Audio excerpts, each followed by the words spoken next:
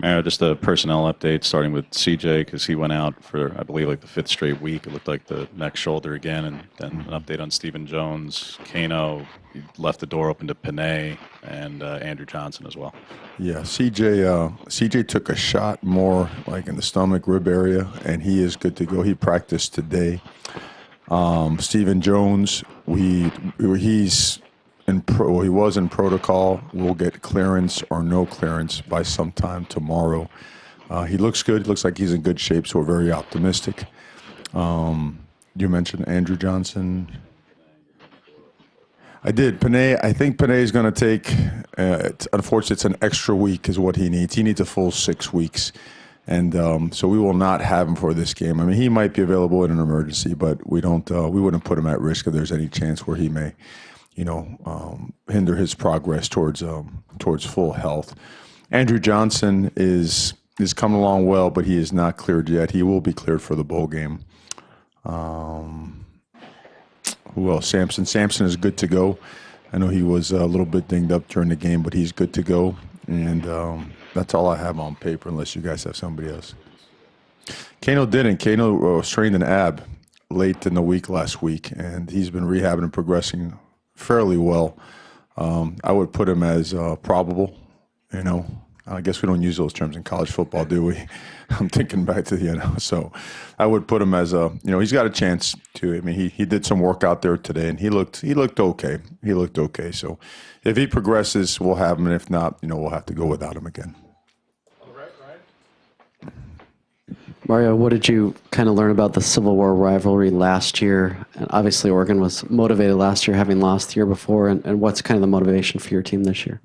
Well, I learned the intensity of it, like all rivalries. I know it's the oldest one between the longest, going rivalry between public universities in the country. And I know that, the previous year, that was a pretty intense deal over there in Corvallis. And that intensity carried over to last year's game over here. So let's just say, I've always loved and been used to great rivalries, and this one did not disappoint. In fact, it exceeded all expectations. So, we educate our players on the history and the great ones that have played here and have played over there, and all the games that have gone on in between. And it's important for our players to understand how important this game is to everyone in this state. Houses divided, right? Families divided, and that goes with the territory in a rivalry game. But the motivation for us is extremely high.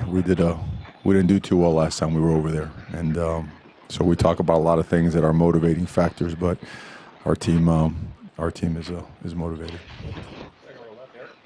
A quick follow-up on that. You said you educate the players. Just curious on what that process is of making them familiar with this rivalry. Mm-hmm. Well, we talk about the history. The guys that have played here before, some of them come back and share stories with our football players, and we've done that, to help them understand, because I think sometimes when your team has so many guys from so many different parts of the country, you'd hate for them to never understand, how deep-rooted, the feelings and emotions are that go into this rivalry. So, and we'll continue to do that all week long.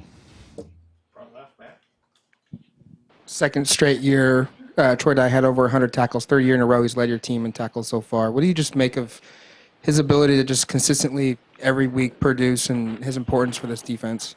Great football player. That's instinctive and obviously extremely productive. And in my opinion, he's just scratching the surface. I mean, you've seen him. I mean, he's got the specs, long body type, right? Athletic, explosive, nose for the ball, can knock you back, can run by you, can run around you. Oftentimes he's underrated as a blitzer. I mean, he does a great job just finding spaces and open gaps, getting in there, pressuring quarterbacks. Does a great job tackling while blitzing, which is difficult, right? You've got to hit certain gaps. You're going 100 miles per hour. You got to put a foot in the ground, redirect, and get a guy on the ground. He does a great job lining guys up as well. So, again, he's so valuable to this football team. It's no surprise that he continues, to produce at such a high level. Mario, when you're recruiting big guys on either side of the ball, how hard is it to know whether a guy's going to help immediately like Jordan Scott, or a guy, 3-4 years in will pop like Cumberlander did the other night? And what's the key to, I guess, a guy like Gus sticking with it? Yeah, I think I think, you know, I mean, you can never tell. My old coach used to say recruiting is the most imperfect science in the world, and he's 100% right. So you have to be able to project, you know, what's this guy going to be when he gets on campus, if he works hard during his offseason here in high school. What's he going to be like 3 years down the road? And I think Gus is a great example of the 3-year down the road guy who you saw the long body type, you saw the athleticism, you know, knew at the sport, played multiple sports.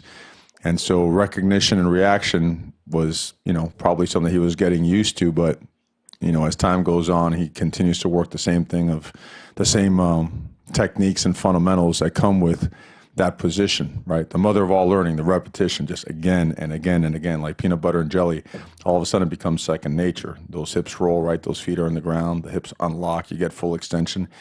Now you start using, you know, the gifts that you have, your ability, and he's really showing it. And he's another one that's just now scratching the surface to what he's going to continue to develop into. And then you have, you know, guys on the opposite end of the spectrum, like, you know, the Paneas of the world, where you get to work with a guy like that in camp, and after 3 reps, you're wondering, okay, we got to get this guy. How are we going to get it done? You know, so been around, you know, both sides of those things, and you've been on both sides where it's been disappointing one way or the other. You know, so those things aren't perfect, but we certainly were thrilled and blessed to have, you know, a guy like Gus and the way he's playing now, and certainly, you know, we look forward to having a guy like Panay back on the playing field.